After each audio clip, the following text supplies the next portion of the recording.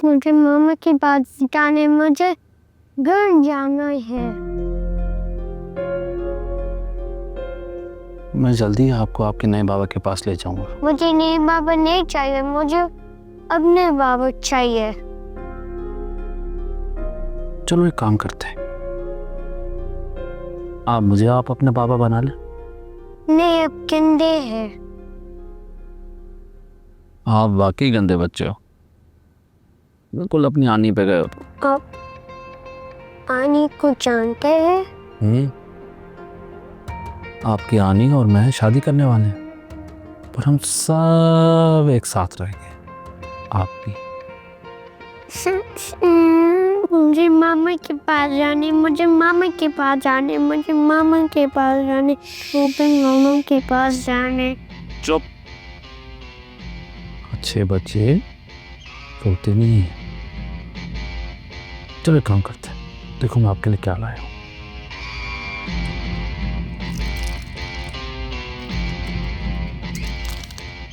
Chocolate खाओ। आपको पता है, जब मैं आपकी उम्र का था, दुकान से चोरी करके खाता था चॉकलेट। नो, खाओ खाओ।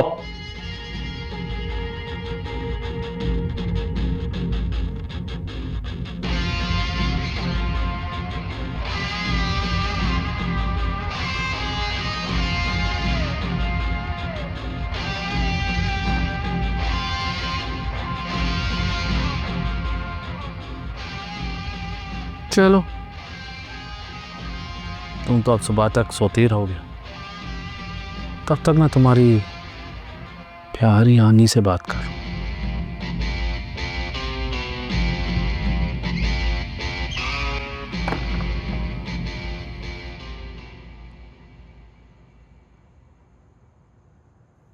कैसी हो दरिशा? मैं तुम्हें कब से कॉल कर रही हूँ, इतने मैसेजेस किए, तुम कहाँ हो? कहा तो था कि एक जरूरी काम में बिजी हूँ, कॉल करूंगा। रोहान अगवा हो गया है। अच्छा, ये कब हुआ? मुझे सच सच बताओ, ये सब तुमने तो नहीं किया? क्योंकि तुम्हारे और मेरे अलावा किसी और को नहीं पता कि वो असद की औलाद है। मुझसे क्या पूछ रहे हो? और सच से जाके पूछो। उससे क्यों पूछूं? उससे मालूम ही क्या है। लेकिन अगर इस सब के पीछे तुम हो ना, तो मुझसे बुरा कोई नहीं होगा। वैसे बात बताओ, तुम्हें अफसोस किस बात का हो रहा है?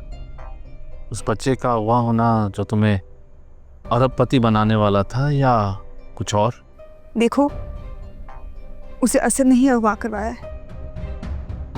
इसका मतलब है कि अगली बारी तुम्हारी और मेरी है। और मैं 100% श्योर हूं कि रोहान को असद नहीं अगवा करवाया है। क्योंकि अगर कोई और होता तो अब तक तावान के लिए कॉल आ चुकी होती। तुम एक काम करो, तुम जाके असद से मिलो, क्या पता कुछ पता चल जाए। मैं तो सिर्फ इतना चाहता हूँ कि हम दोनों जल्द से जल्द एक हो जाएं।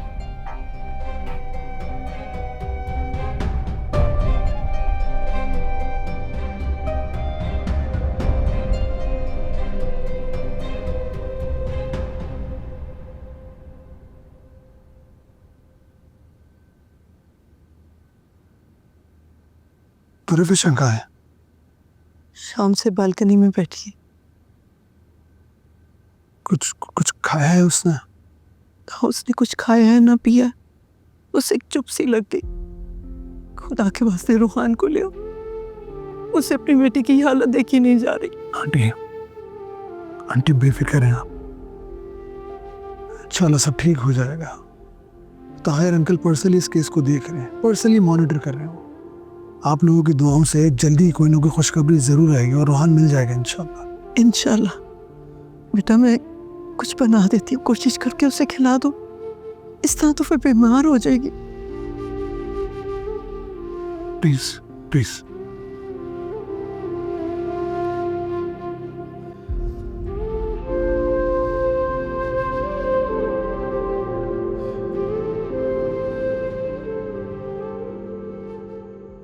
आज दूसरी रात है,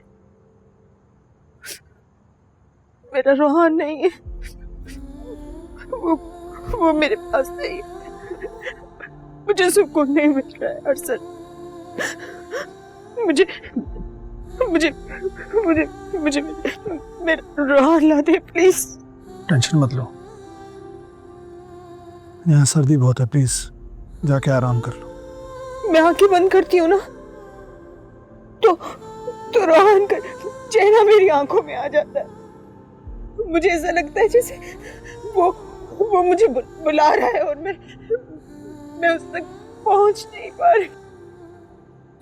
जब तक मेरा बेटा नहीं आ जाता मैं यही खड़ी रहूंगी और उसका इंतजार करूंगी। मैं दुर्रफिश, हाँ, पुलिस की स्पेशल फोर्स उसे ढूंढ रही है। वो जहां से अगवा हुआ था वहां से एक नामालूम गाड़ी के बारे में पता चला, जिसकी तहकीकात चल रही। प्लीज तुम फिक्र मत करो, ताहिर अंकल खुद इस केस को देख रहे हैं। वो जल्द ही हमारे रूहान को ढूंढ निकालेंगे, हमारे पास ले आएंगे। तुम कुछ बोलती क्यों नहीं? खामोश क्यों? मुझे तुम्हारी खामोशी से वहशत होने लगी है।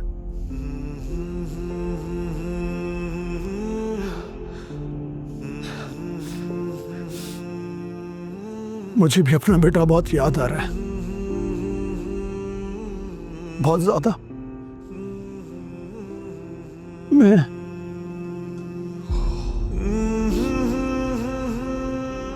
उसके बगैर नहीं रह सकता। अरसद, मुझे बहुत डर लग रहा है। आज रात मेरे कमरे में मेरे पास रुक जाएंगे प्लीज, प्लीज अरसद, प्लीज। बहुत रात हो गई है, हाँ आराम कर लो। देख आराम से।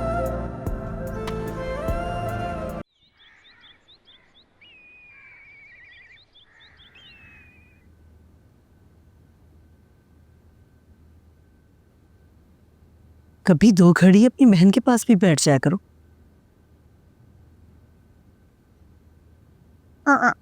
प्लीज, मुझे किसी का रोना धोना नहीं देखा जाता। वो किसी नहीं, तुम्हारी बहन है और वो बच्चा। तुम सगी बहन की तकलीफ पर भी अनजान बनी बैठी हो।